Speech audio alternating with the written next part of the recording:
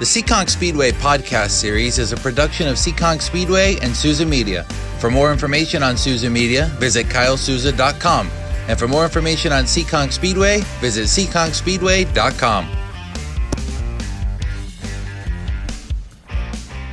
We are revved up and ready to roll as the Action Track of the East is underway. The first racing in the books for 2023. Welcome to our first edition of the Seekonk Speedway Race Day Rewind Report as we recap all the racing action from opening weekend, including NASCAR opening day on Sunday, May 7th. If you're new to the podcast, my name is Kyle Souza, the owner of Souza Media. Thank you for joining us. If you're back again for 2023, welcome back. Glad you could join us for our recap edition from opening day. We had our preview podcast that came out just before the season got started, previewing all four of our NASCAR Saturday divisions, and now we're into our first recap. A phenomenal opening weekend at the Action Track of the East for the 2023 season. Very impressive racing in all of our divisions, including the trucks, the late models, the Sportsman, and the Pro Stocks. That's the best way to say it. All of these races were great. All of them had their own twists and turns in them, and I'm going to walk you through them here as we recap opening weekend. We will have a guest at the end of the show.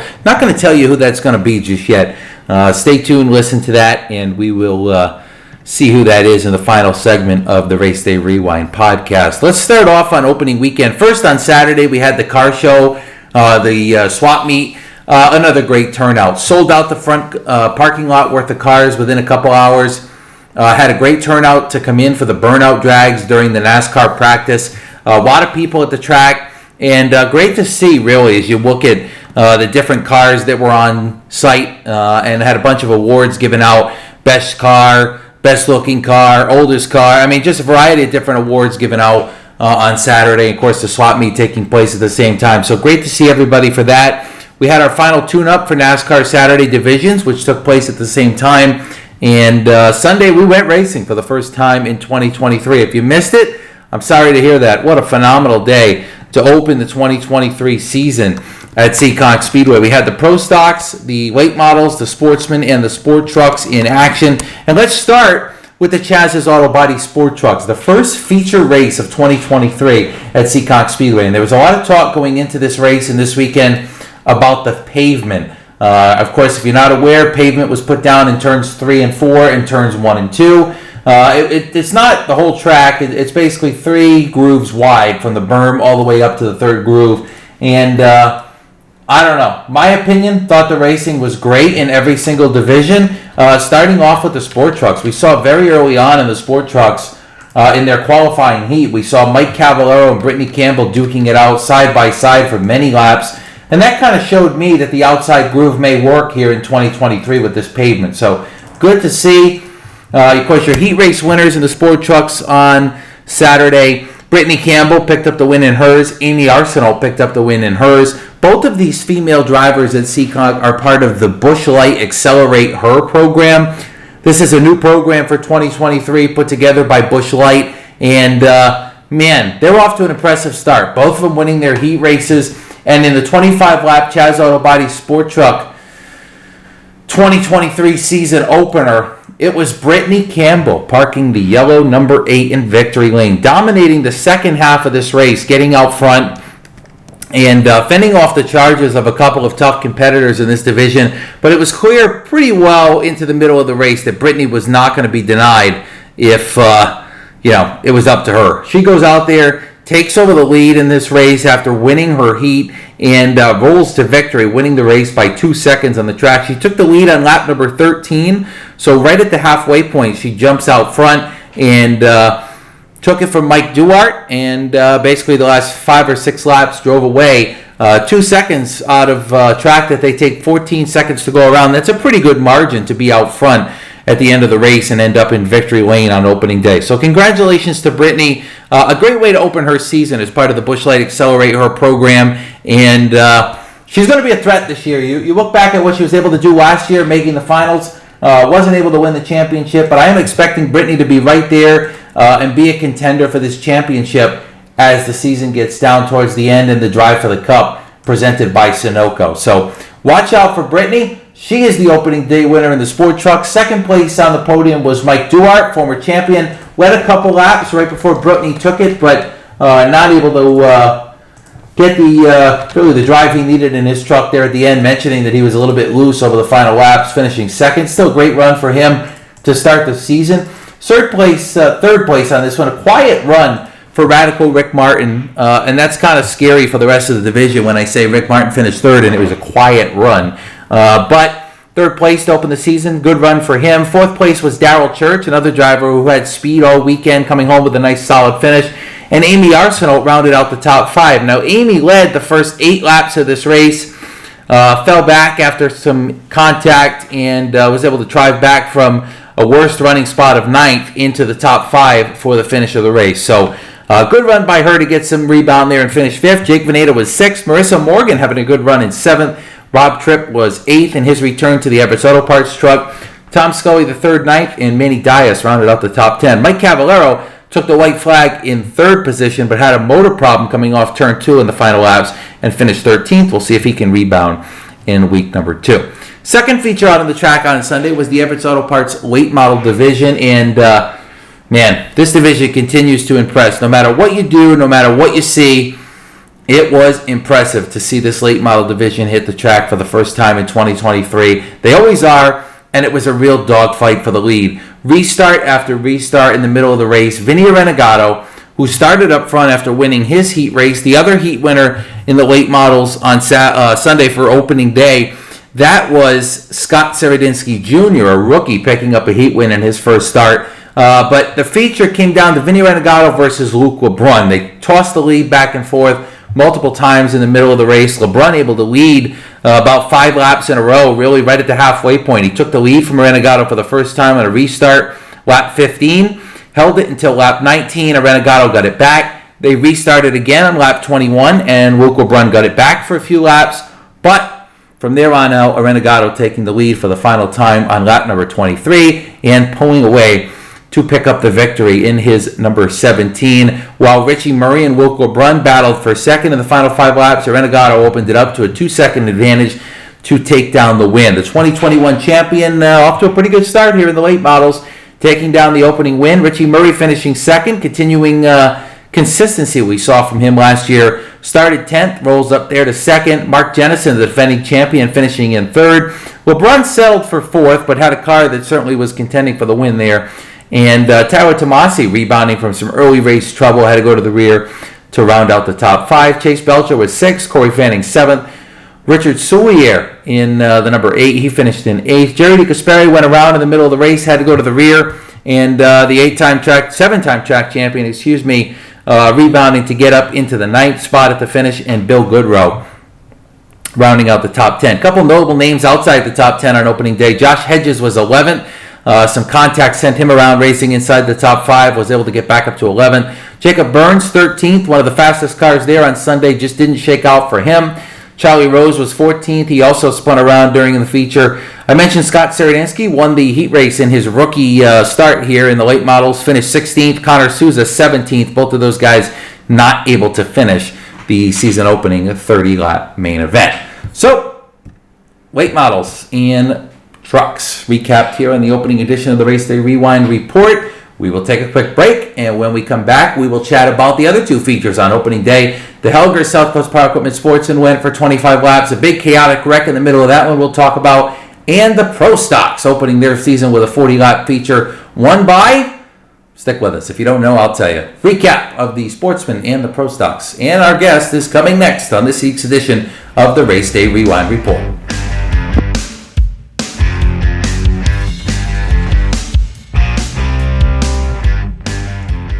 All right, thanks for taking the turn with us here in the second part of the opening day Race Day Rewind Report from Seekonk Speedway. Sunday, May 7th, we just talked about Brittany Campbell picking up the win in the Chaz's Auto Body Sport Trucks on opening day, and your late model winner on opening day, former champion Vinny Renegato. Let's move on to the Helger South Coast Power Equipment Sportsman Division as they open their season. Ryan Lineham picking up a heat win along with Adam Petty. Those were the 2 heat level victors there on Sunday afternoon, and when it came down to the 25-lap main event, it was flying Ryan Lineham taking the number 19, the Richard Sprague and Emily Sprague owned number 19 machine into victory lane to open up the 2023 season. No surprise here to me. Ryan kind of benefits from this car, the driving ability that he has, the setup knowledge that he has. He's won races and a championship in the late models, won races in the pro stocks, of course won a championship in the Sportsman's division as well years ago, and it just fits him well. That's the best way to describe it. It's just for him, that's exactly what you're looking for when you have a sportsman level car and to go out there and get to victory lane. He just knows what he's doing on the track. So Ryan able to pick up the win on opening day. Really a dominating performance here. I mentioned he won his heat race.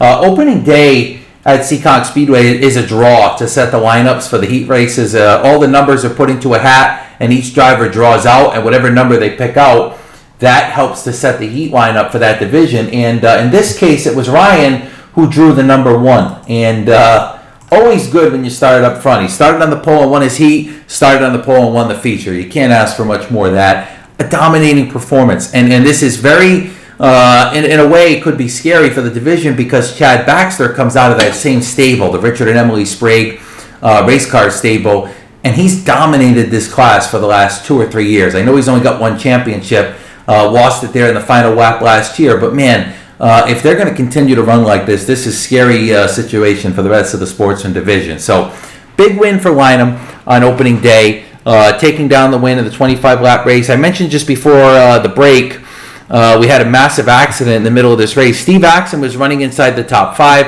His car had a mechanical problem, dropped oil all over the track, and this accident collected many, many cars. Steve being one of them, of course, with the motor problem, out of the race, towed off the track. Ed Perry was not involved in this one, but he didn't finish the race either. Other guys involved in this accident, Kyle Casper, Steve Axon, and Chris Gomes. So, scary wreck there. Glad everybody was okay, and unfortunate that Axon had that issue. But once we went back green to the finish, the charge up front came from Randy Moretti. Worked from the bottom of the top 5 up. He finishes second. I mentioned the other heat race winner, Adam Petty. Nice run by him, finishing in the 3rd spot. Nice solid day for that number 57. 4th was your defending champion, Captain Fun, Craig Pianka. And a quiet 4th place finish for him here on opening day. Not the raw speed I think they were looking for overall, but a comfortable, consistent top 5 finish to open up the season. Can't really complain about that. We'll see if he picks up the pace a little bit and contends for a win in week 2. Don Perry finished 5th in this one. Great run for him. A new ride for him this year in the number 69. So 5th place for him. Chris Rio was 6th. I mentioned Chad Baxter. He was involved in that incident with Steve Axon and friends. Had to go to the rear. Finishes 7th. Tim Watson 8th. Tyler Almeida was 9th. And Pepe Jimmy Sylvia rounded out the top 10. Other notable names outside the top 10, just outside Doug Benoit and Colby Lambert, both made the playoffs last year, finishing 11th and 12th. Benoit 11th, Lambert 12th in the season opener. And I mentioned Ed Perry, lap number 19, he pulls off, finishes in 16th. 22 cars to open the Sportsman season. Good count there as the Helger South Coast Power Equipment Sportsmen open their 2023 campaign. They will be back on track next Saturday, another 25-lap feature. We will see if Ryan Lineham can make it 2-4-2. Other feature on Sunday afternoon was the Pro Stocks as they roll off with their season opening 40-lap main event. And for the 2nd straight season, it is Mighty Mike Brightman in victory lane to open the Pro Stock season. You looked at what was going to happen in this division in the offseason with Dave Darwin saying he wasn't going to run full-time. And there's really a magnitude of drivers you could see competing for the championship. Mike Brightman being one of them with the impressive season he had last year. Rick Martin, of course, a veteran, the defending truck champion who made the Final Four in the Pro Stocks last year. Hard to bet against him. Mark Jennison, of course, the defending champion in this division. Hard to bet against him. Tom Scully Jr., a former champion. Dylan Estrella, back with us full-time this year, a former late model champion at Seekonk. Tommy Adams, Colby Fournier. The list just goes on of drivers that you look at in this Pro Stock division, as we mentioned in the preview podcast, and you say, well, who's it going to be when it comes down to the Final Four that's going to have a good shot at winning this championship?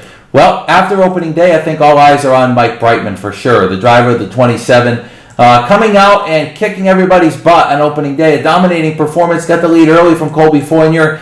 Dylan Estrella really had a good car in this race. I don't want to act like Mike Brightman was the dominant car because Estrella really gave him a run for his money on multiple occasions on the restarts, but in the end, not able to pull it off. Estrella and Kenny Spencer got together racing for second, probably maybe just after the halfway point, and Estrella spun. Spencer went to the rear for it.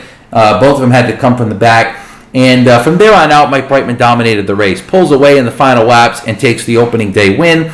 Radical Rick Martin finished in the second spot. Really stormed onto the scene late in this one. He was awful in the qualifying heat. Those are his words, not mine, by the way. I would agree, but really struggled in the heat race. They made an adjustment after the heat going into the feature. They put 2 different shocks on the car, and it woke it right up.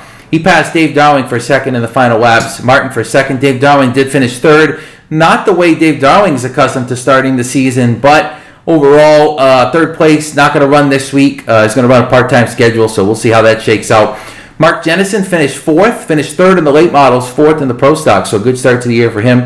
And Bobby Pellin finished fifth in this one. However, after the post-race inspection, Pellin had to go to the rear of the field, did not pass the inspection. So that moved Dick Benoit up into the fifth place finishing position. Sixth on opening day was Estrella, came back from the rear, as I mentioned, had a nice run to work his way back up through there in the Everett's Auto Parts, number 46. Nice solid sixth place finish for him. Seventh was Tom Scully Jr., and quiet day, I think, for Tom Scully Jr. That's the way I look at it. Was not really a factor for much of the day. Nice solid seventh place, though, to come out of the gate. Tommy Adams finished eighth in this one. Colby Fournier, the early race leader, went around, was ninth, had to go to the rear, rebounds for ninth. And Mike Mitchell back with us full-time this year, finishing in the 10th position. I mentioned Kenny Spencer with that contact at the beginning. He pulled off and was not a factor in the final laps, finished in 17th. So Mike Brightman, early start to the season in dominating fashion behind the wheel of that number 27, wins his heat and wins the feature. If you look at all 4 of these divisions, Brittany Campbell won her heat and won the feature. The late models, Vinny Renegado won his heat and won the feature. Ryan Lineham in the Sportsman won his heat, won the feature. And the same goes for Mike Brightman doing both in the Pro Stocks. That does happen from time to time on opening day with the blind draw and the way the lineups are set. So don't fear, I suspect starting this Saturday night, we're going to see different drivers win the heat and the feature. It's not going to be the same back and forth. So look for that coming up on Saturday. As I mentioned, good time maybe to bring it out a little bit more. That Saturday night, May 13th, we roll on with our first NASCAR Saturday under the lights in 2023. The Pro Stocks, the late models, the Sportsman, and the Sport Trucks. Racing begins at 6 o'clock. Gates open at 4 o'clock for advanced ticket holders. 4:30 for those that are going to buy them at the track. That is coming up Saturday night, May 13th. We've got a busy month of May with Saturday night, May 13th. Friday night, May 12th, our first our first Fast Friday practice of the season coming up on May 12th. Drivers will have the chance to get their rides tuned up prior to opening day on May 26th for the Fast Friday divisions. Saturday night, May 20th, it's military night at the races. Round 1 of the Triple Crown Series, the Everett's Auto Parts Triple Crown for the trucks. 35 laps, the Pro Stocks, the late models, and the Sportsman will also be on hand for that one. And then Saturday night, May 27th, we go racing thrill show style with the Memorial Day Thrill Show. We'll also have Fast Friday opening night, as I mentioned, on May 26th. So a busy month of May is coming up here at the Action Track of the East. You can buy your tickets online at SeekonkSpeedway.com. We're going to take one final break on this week's edition, the opening day edition of the Race Day Rewind Report. When we come back, special guest will join the podcast series to talk with us here, do a little bit of interviewing with them, and learn about their opening day endeavors. Stick back, relax, one more lap around the track coming up here in the opening day podcast. We will be right back.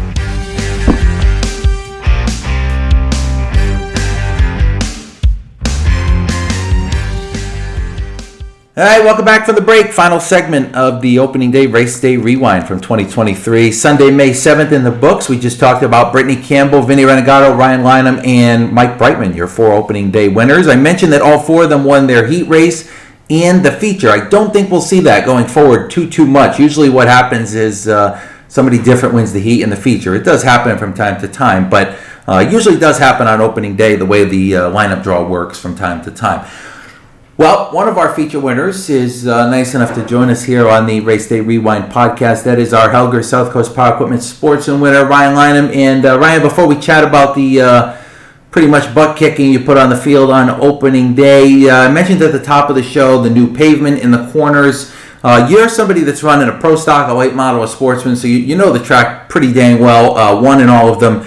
What did this pavement do? Did it change anything from a driver's perspective, or is it a benefit? What are you feeling like here after the first week with how it shook out? Well, it definitely changed things as far as setup is concerned, just because there's a ton of grip in the low groove. So you actually have to make a little bit of changes as far as, cross weight stagger, stuff like that, to be able to get in and off. And then the transition to the old pavement makes it a little tricky because the cars, kick out a little bit, which when we tested a few weeks ago with Chad's car, it was definitely different. And then they ground down some and it made it smoother. So I think we're all racing with an unknown right now until the real show, where they actually get some oil and fluid down on that new pavement, and then I think you'll see it equal back out for sure. Yeah, so that makes sense. I mean, certainly Ryan's got it figured out here. I mentioned winning his heat race and the feature. I mean, you can't ask for much more, right, Ryan? I mean, you go out there on opening day, cars fast, crew worked hard over the winter.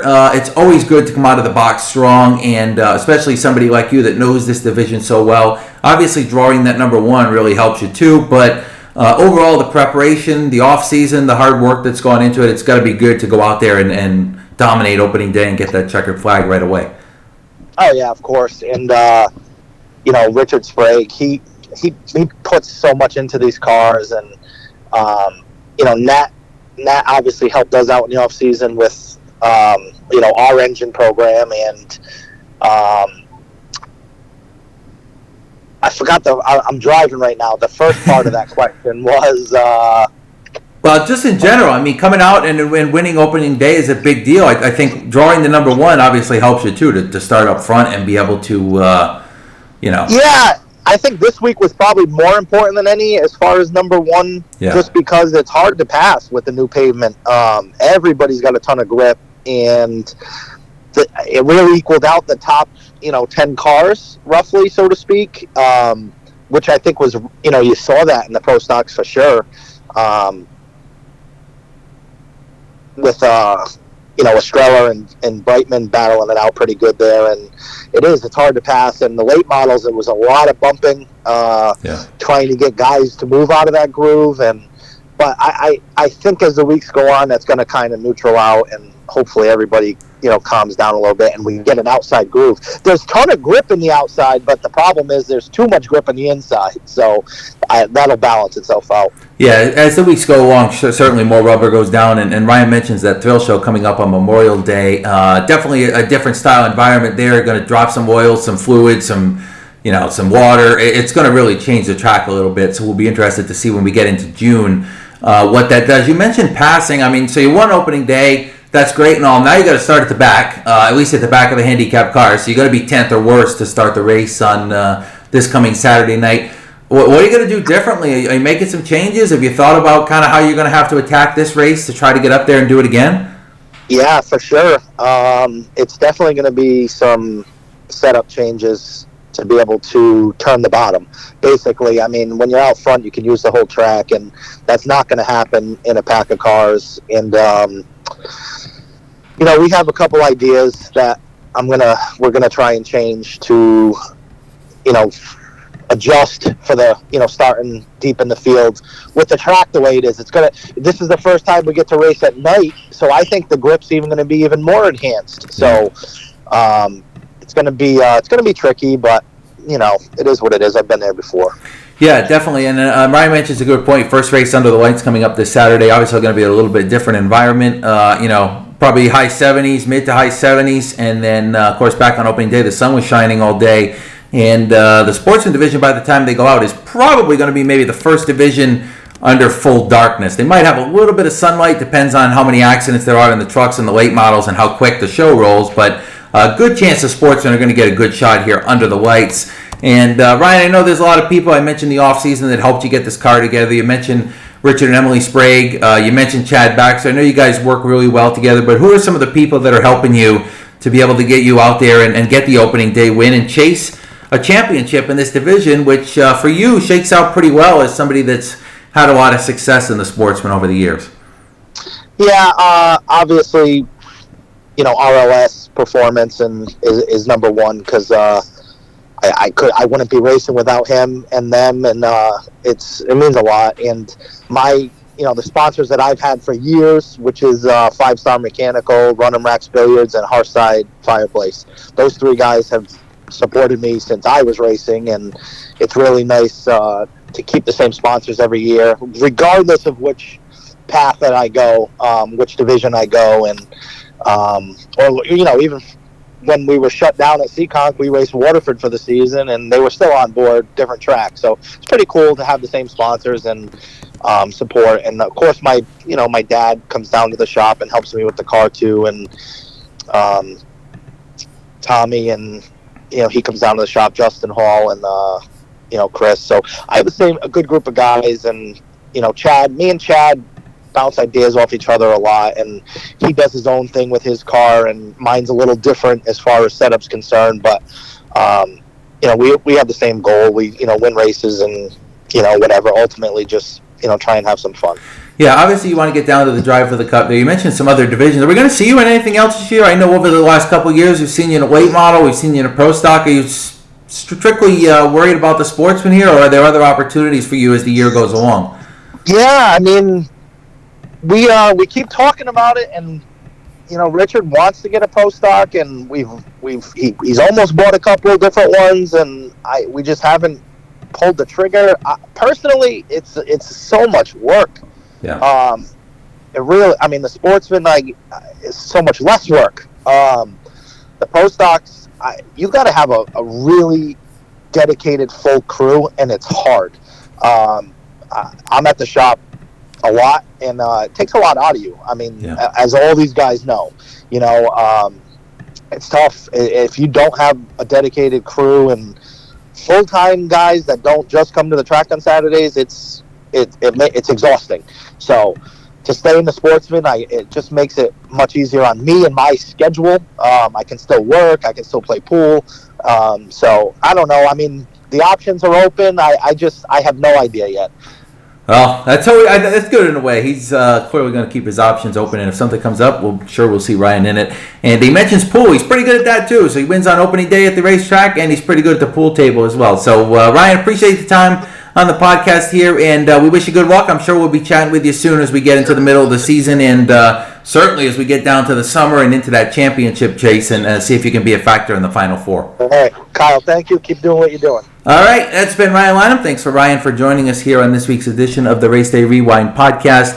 That's it for round number 1 of the Race Day Rewinds for 2023. I want to thank Ryan for jumping on board with us on the podcast series here and giving us a little bit of rundown. Very interesting to hear his perspective on the pavement for me personally, and I think for a lot of you fans as well, to hear what Ryan's got to do and what to say for what is going on out there in the third mile. Somebody that for sure has been out there for many, many years, and we'll be able to tell you exactly what's felt different. And I think that's something we're going to ask all of our guests here this year, especially as we get into our Friday night program and see how they feel in those divisions as well. So, again, Saturday night racing returns to the auction track of the East. Saturday night, May 13th, the Pro Stocks, the late models, the Sportsman, and the Chaz's Auto Body Sport Trucks, the Helger Sportsman, and the Chaz's Auto Body Sport Trucks will all be in action coming up on Saturday night. Racing, 6 p.m. Buy your tickets in advance at SeekonkSpeedway.com or at the gate on race day. We want you to buy them online. It's cheaper online, but if not, you may buy them at the gates. We'll have our concession stands open and a full night of NASCAR Advanced Auto Parts Weekly Racing Series racing coming up on Saturday, May 13th. For everybody here in the podcast, Ed St. Germain behind the screens, pushing all the buttons to put it out to you. Myself, Kyle Souza, and our guest in the first edition, Ryan Lineham, the Sportsman winner. Thanks, everybody, for joining us on this week's edition of the Race Day Rewind. Hope everybody has a great week, and we will see you at the track soon. So long.